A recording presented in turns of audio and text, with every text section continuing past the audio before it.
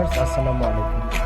আজকে দেখাবো plane strip কত সুন্দরভাবে কেটে এবং লাগানো হয়। দেখেন আমরা প্রথমে একটি স্ট্রিপ কেটেছি, তারপরে দ্বিতীয় একটি স্ট্রিপ তারপরে কেটে স্ট্রিপটা কত সুন্দরভাবে মিলানো হয়। দেখেন সরকারে দেখতে পাচ্ছেন আমাদের স্ক্রিনে দেওয়া বাসা বাড়িতে কাজ করে নিতে পারেন। কত সুন্দরভাবে